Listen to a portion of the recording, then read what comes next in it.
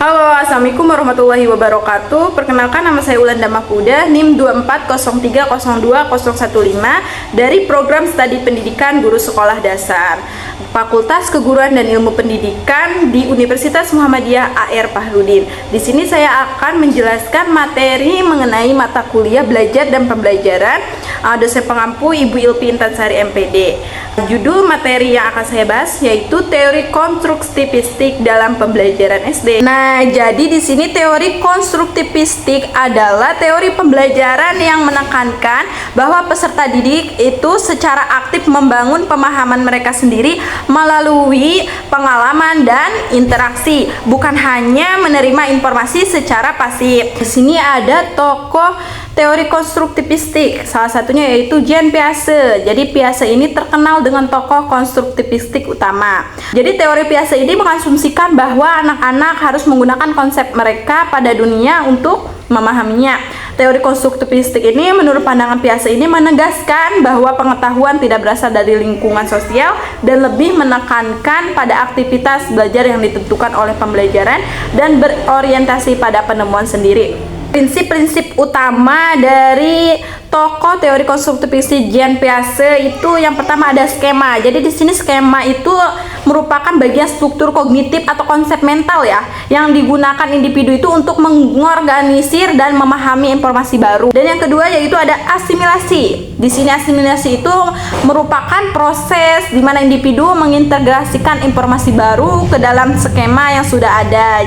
Terus yang ketiga ada akomodasi. Ya, akomodasi ini terjadi itu ketika skema yang ada tidak cukup untuk memahami informasi baru. Jadi di sini individu kemudian perlu menyesuaikan atau mengubah skema yang ada atau bahkan membentuk skema baru agar sesuai dengan informasi baru tersebut. Dan yang keempat yaitu ekuilibrasi. Jadi proses mencari keseimbangan nih antara asimilasi dan akomodasi. Jadi teori Vygotsky ini adalah menekankan perlunya pembelajaran sosiokultural yang meliputi interaksi dengan orang dewasa, teman sebaya, jadi yang lebih mampu nih ya. Dan juga pembelajaran akan terjadi jika peserta didiknya ini dapat menangani tugas-tugas yang belum mereka pelajari. Prinsip-prinsip utama dari tokoh teori Vygotsky yang pertama yaitu ada prinsip social learning. Jadi artinya pembelajaran itu dipandang sesuai dengan pembelajaran komparatif. Dua yaitu ada prinsip zone of proximal development, yaitu siswa dapat mempelajari konsep-konsep secara efektif jika berada dalam ZPD, yaitu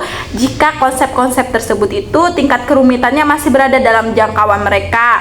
Nah, yang ketiga itu jadi ada prinsip kognitif ini. Jadi suatu proses yang menjadikan siswa itu dapat memperoleh pengetahuan intelektualnya secara bertahap nih. Empat itu ada prinsip mediated learning. Artinya di sini tuh lebih menekankan jadi pada scaffolding yang tahap pelaksananya itu siswa diberi masalah yang kompleks, yang sulit juga ya, serta realistik nih.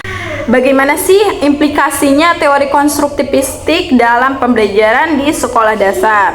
Jadi bisa menggunakan yang pertama yaitu pembelajaran berbasis proyek ya. Jadi siswa ini bakal terlibat dalam proyek nyata yang relevan nih dengan kehidupan mereka. Kedua juga ada diskusi dan kolaborasi. Artinya di sini siswa itu belajar melalui interaksi nih dengan teman sebayanya, berbagi ide dan membangun pemahamannya secara bersama-sama. Yang ketiga itu ada juga penilaian otentik. Jadi di sini penilaian itu tidak hanya berfokus nih pada hasil tes, tapi juga pada proses belajar siswanya dengan mempertimbangkan kinerja mereka nih dalam proyek. Yang keempat itu guru itu jadi sebagai fasilitator dalam teori ini. Jadi peran guru itu bergeser nih dari penyampaian informasinya menjadi fasilitator pembelajaran. Jadi membimbing siswa dalam proses penemuan dan membangun pengetahuannya. Dan yang kelima ada pemanfaatan lingkungan belajar. Hasil observasi yang dilakukan di sekolah dasar, saya menemukan ada siswa yang mengalami kesulitan berkonsentrasi. Jadi selama proses pembelajaran itu siswa terlihat mudah teralihkan ya, tidak fokus juga pada penjelasan guru yang dijelaskan. Jika dikaitkan ya dengan teori konstruktivistik ini, jadi kondisi ini itu mencerminkan nih belum optimalnya penerapan prinsip-prinsip pembelajaran aktif dan bermakna. Di sini juga ada masalah pembelajaran yang menyebabkan sulitnya berkonsentrasi nih ya. Jadi yang pertama ada belajar pasif itu, jadi menyebabkan kurangnya konsentrasi. Yang kedua yaitu kurangnya keterlibatan, jadi kurangnya fokus. Ketiga tidak adanya hubungan dengan pengalaman pribadi. Keempat yaitu kurangnya interaksi sosial. Bagaimana sih solusinya? Jadi di sini ada solusi. Yang pertama yaitu terapkan pembelajaran aktif, dan yang kedua yaitu gunakan media dan alat bantu yang menarik. Yang ketiga ada fasilitasi interaksi sosial dan belajar. Keempat ada berikan tantangan yang sesuai kemampuan.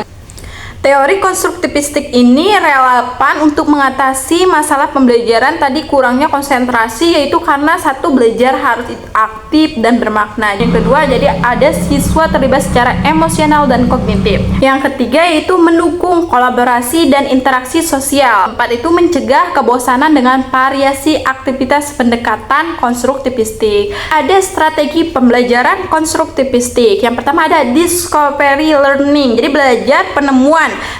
Yang kedua ada problem based learning, jadi PBL. Jadi siswa ini belajar dengan cara memecahkan masalah nyata. Ketiga ada project based learning. Keempat ada yaitu collaborative learning, jadi belajar kolaboratif. Di sini siswa itu belajar dalam kelompok kecil. Lima juga ada contextual teaching and learning, CTL ya. Materi pembelajaran itu dikaitkan langsung nih dengan konteks kehidupan nyata siswa. Jadi kesimpulan dari materi yang saya sampaikan tadi, teori konstruktivistik dalam pembelajaran SD, yaitu permasalahan kurangnya konsentrasi belajar di kelas sekolah dasar itu seringkali disebabkan oleh pembelajaran yang bersifat pasif. Teori konstruktivistik ini sangat relevan nih dalam menghadapi permasalahan ini. Terima kasih ya telah menyimak video saya sampai selesai.